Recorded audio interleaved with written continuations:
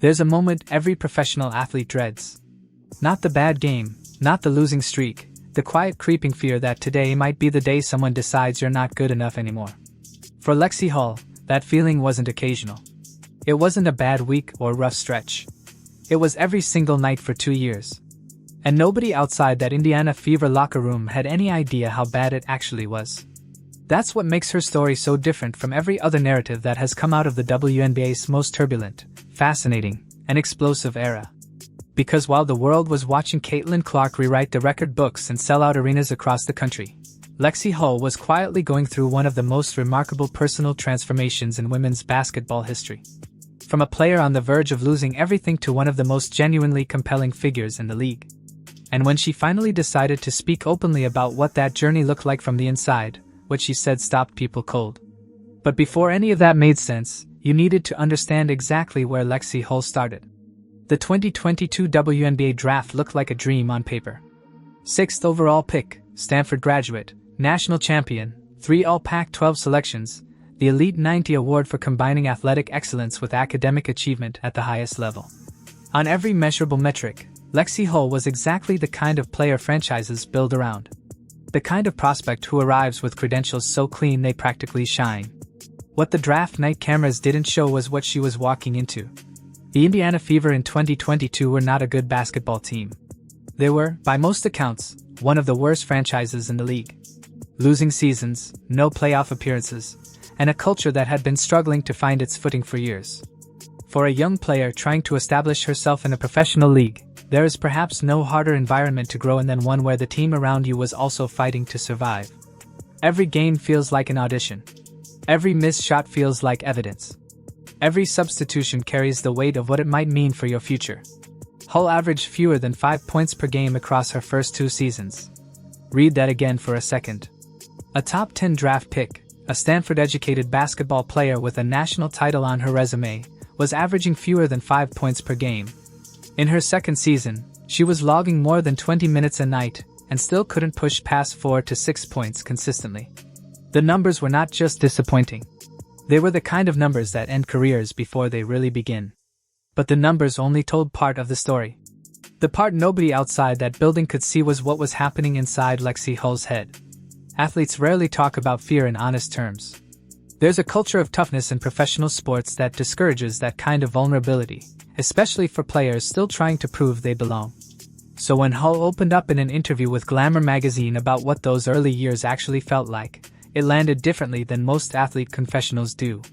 She described moments where the fear of missing a shot wasn't just about basketball. It was about survival. She was genuinely concerned that one bad decision on the floor, one missed opportunity, one wrong read in a crucial moment could be the thing that got her cut from the roster entirely. A Stanford graduate with a top 10 draft pedigree was lying awake at night worried that a single missed jumper might end her career. That wasn't anxiety in the abstract sense. That was the real daily psychological weight of playing on a losing team with no margin for error and no safety net beneath her. She described those early years as nerve-wracking in a way that went beyond the court. Losing cultures do something specific to a player's psyche. When there's no winning to smooth over the rough patches, when there's no playoff run to give the season meaning, every individual mistake gets magnified. The stakes feel impossibly high, even when the situation objectively isn't. And for someone already questioning whether she truly belonged at this level, that environment was quietly destructive in ways that nobody watching from the outside could fully appreciate. What made her admission remarkable wasn't just the honesty, it was the clarity. She understood precisely what had been happening to her. She could name it. She could explain how the pressure had gotten into her mechanics, her breathing, her movement patterns, and her decision-making in real time during live games. That kind of self-awareness doesn't come easy, and it matters because it's exactly what allowed her to respond the way she did when everything around her suddenly and completely changed. In April 2024, the Indiana Fever selected Caitlin Clark with the first overall pick in the WNBA draft. If you need a quick refresher on what that moment represented, here it is. Clark was the most prolific scorer in the history of NCAA basketball, men's or women's. She had spent 4 years at Iowa turning Big Ten women's basketball into a legitimate national television event. She had shattered records that had stood for decades. She had sold out arenas in cities that had never shown up for women's college basketball before. She had made the Iowa Hawkeyes one of the most watched college sports programs in the country. And the question hanging over her arrival in the WNBA was simple but enormous. Was any of this real, or was it all a college bubble that would pop the moment she stepped into a professional game? The answer came fast, and it was unmistakable. Clark broke WNBA records for fan engagement, television viewership, and rookie performance in ways that made the previous benchmarks look almost quaint by comparison. The Indiana Fever went from one of the league's forgotten franchises to the most discussed, most controversial, most covered team in women's sports overnight. Sellout crowds, national broadcasts, a media presence that followed the team everywhere they went. The Fever had become must-watch television, and the entire league felt the shift. But what happened inside the lines was what mattered most to the players who were already there. And for Lexie Hull, what Clark brought to the court was something that most casual observers completely missed. There's a specific kind of player who changes the game for everyone around them without necessarily dominating the box score themselves. Clark is obviously an elite scorer, but her most underrated quality, at least according to the people who share the court with her, is something less easily measured. It's her vision, her ability to read a defense several steps ahead of where the play is actually happening. Her instinct for drawing defensive attention and creating openings for teammates that materialize almost faster than the defense can respond to them. For Lexie Hull, that translated to something she hadn't experienced in 2 full professional seasons: open looks, real, genuine, uncontested opportunities from the perimeter that weren't the product of a broken play or a lucky rotation. She was getting the kind of shots she had been taking in practice for years, the ones she knew how to make but had been too mentally locked up to execute consistently in games. And the results were immediate and dramatic. Hull's three-point shooting percentage in 2024 was 47.1%. That wasn't just a career best, it was one of the finest individual shooting performances in the entire league that season. For context, her three-point percentage at college at Stanford had sat around 37%. She had returned to that number and then blown past it entirely the moment she stopped playing with the psychological weight of a losing culture pressing down on every shot she took. She described the shift herself in terms that were almost disarmingly simple. She knew the open shots were coming. She knew the work she had put in was real. So instead of gripping every attempt like it might be her last, she let herself live with the outcome. That's the kind of mental freedom that no shooting coach can give you and no film session can manufacture. It comes from trust in your teammates, in the system, and eventually in yourself. Clark had given her the first 2. Hull had found the third on her own. But the court was only one dimension of what was changing. Off it, something equally unexpected was developing. When Clark was drafted, there were genuine concerns about how she would fit into a locker room full of players who had already spent years together building relationships and a team identity. She was arriving as the most famous player in the sport, the face of a team transformation, and the subject of more media attention than any WNBA player in recent memory. She had spent 4 years at Iowa surrounded by teammates she had grown up playing with. Gabby Marshall, Kate Martin, players who knew her before any of this, before the records, before the national spotlight, before the impossible pressure of expectation. Indiana was different. These were professionals with their own careers, their own journeys, their own complicated feelings about what this moment meant for the league and for them personally. The worry in some circles was real.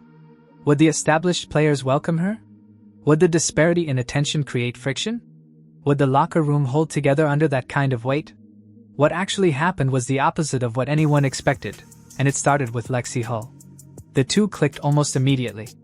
Not in a polished, PR-managed way that gets carefully crafted for media consumption, in the genuine, slightly chaotic way that real friendships actually form.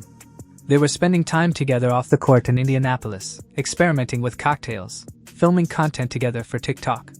During the WNBA's Olympic break, when the league sent players on a trip to Mexico, the two of them were inseparable in a way that registered clearly to anyone watching. This was not a manufactured connection. It was the real thing. By the time the 2025 season approached, the dynamic had grown into something that had its own name and its own identity in WNBA culture. Sophie Cunningham had been traded to Indiana in the offseason, and the three of them, Clark, Hull, and Cunningham, began calling themselves the Trace Locks. The trio became one of the most entertaining and genuinely likable presences in the league. They caddied together at an LPGA Pro-Am. They roasted each other constantly on social media. Hull told People magazine that Clark could use some sun exposure, turning a set of Fever Media Day photos into one of the funnier off-season moments the league had seen in years. Hull even posted on Instagram with the caption, "We are so back," needling Clark's famously pale complexion in a way that only works when both people are completely comfortable with each other. It was the kind of friendship that gave fans something rare in professional sports, a genuine look at who these players actually are when the cameras aren't being carefully managed. And then, Hull confirmed what many had already suspected. She told interviewers that Clark would be at her wedding. That wasn't a casual, offhand comment. Hull had gotten engaged in April 2025 to Will Matson, a former Stanford baseball player who had been selected in the 6th round of the 1919 MLB draft before a series of injuries forced him to retire from the sport. The two had met at Stanford, and after Hull was drafted and relocated to Indianapolis, Matson moved there to be with her. He gave up his baseball career, built a life around hers, and was now standing at the center of one of the biggest personal moments of her life.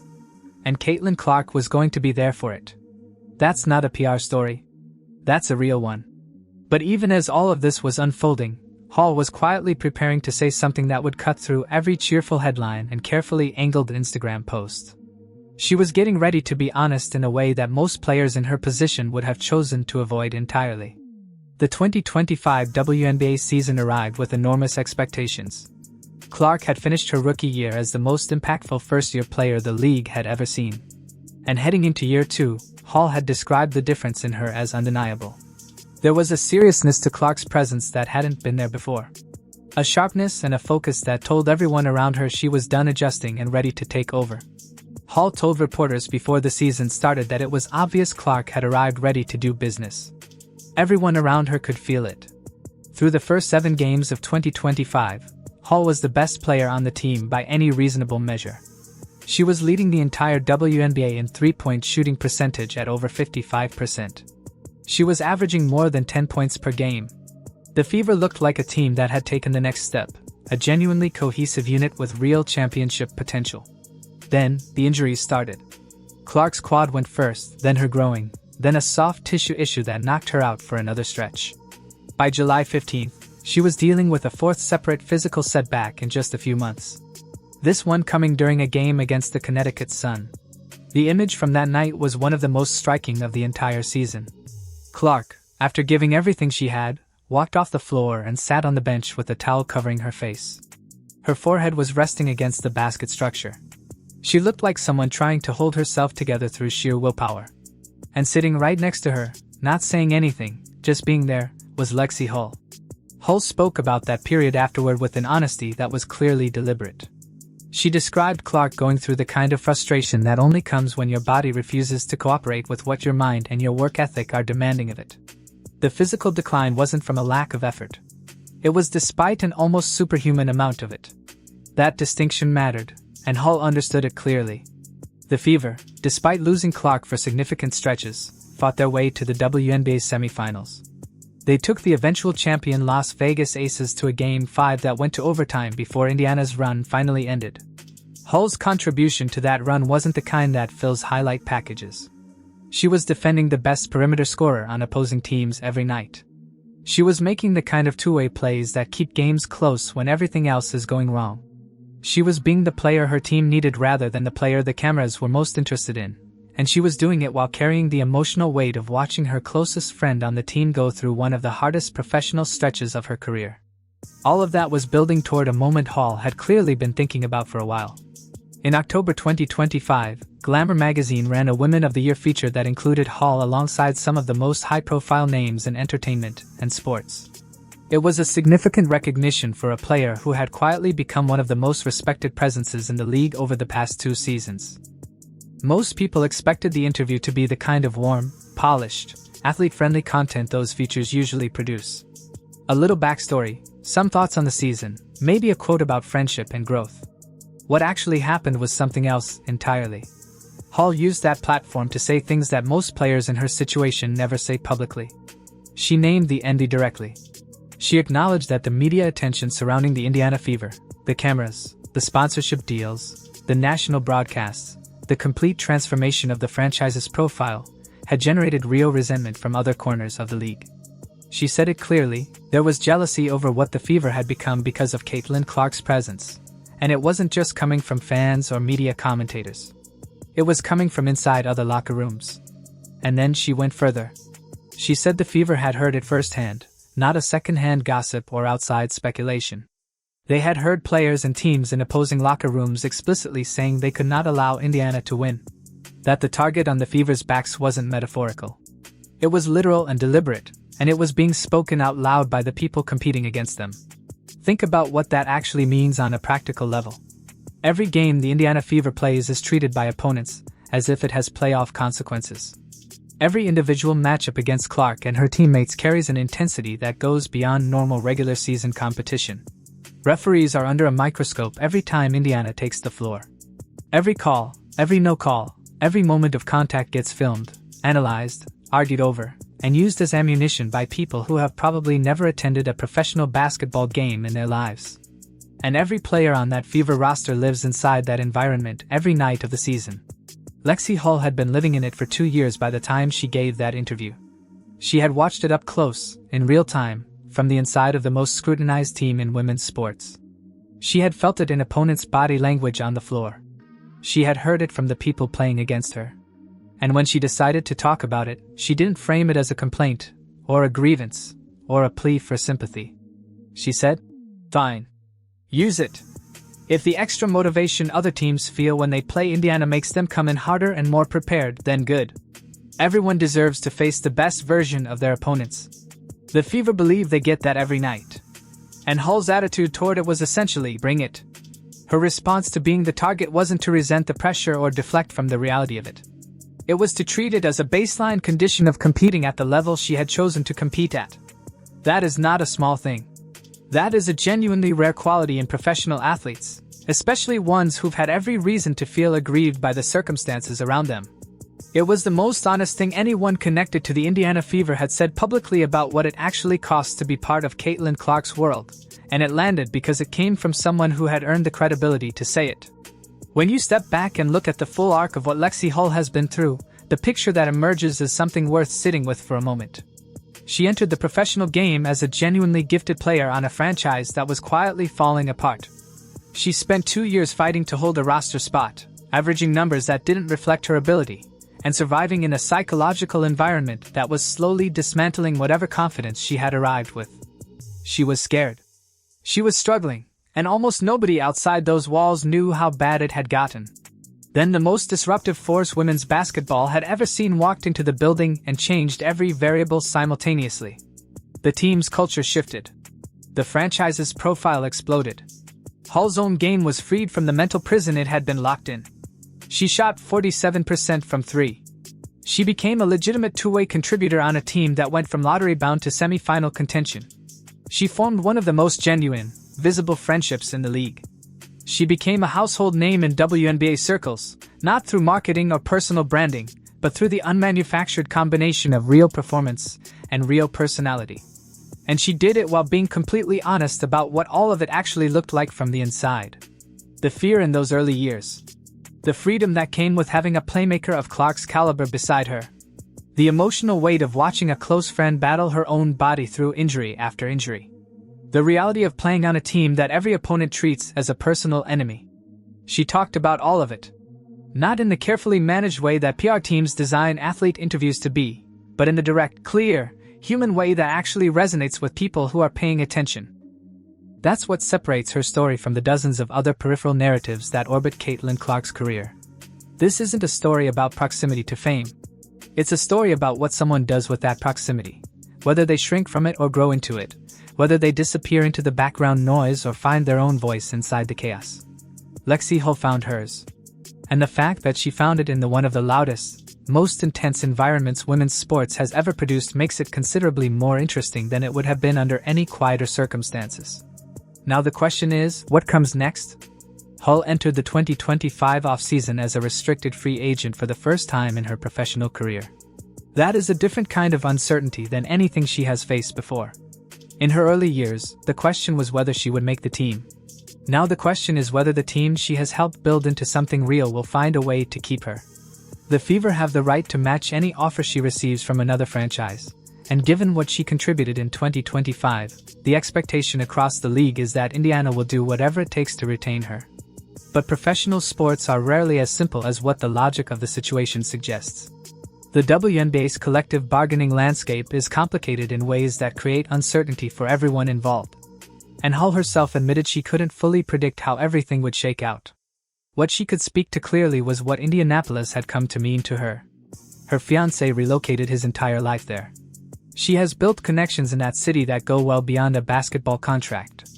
The Fever fan base, which had grown alongside the team's transformation over the past 2 seasons, had become something she openly expressed affection for. None of that guarantees anything. It rarely does in this business. What it does guarantee is that wherever Lexie Hull plays next, she carries something with her that cannot be contracted or negotiated away.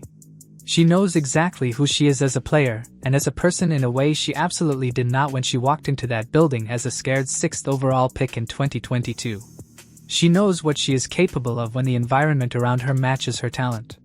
She knows how to be a genuine teammate rather than a performative one. She knows how to be honest about hard things in public without making it about herself. And she knows, maybe more clearly than most people who have been in her situation, what it actually feels like to go from the edge of being forgotten to the center of the most talked about story in women's basketball. That kind of knowledge is rare. And the way she has chosen to use it, generously, honestly, and without the protective veneer most athletes build around their most vulnerable truths, is what makes Lexie Hull worth paying attention to long after the Caitlin Clark story has moved on to its next chapter. Because this was never really about the shadow. It was about what she built in spite of it. And she is just getting started.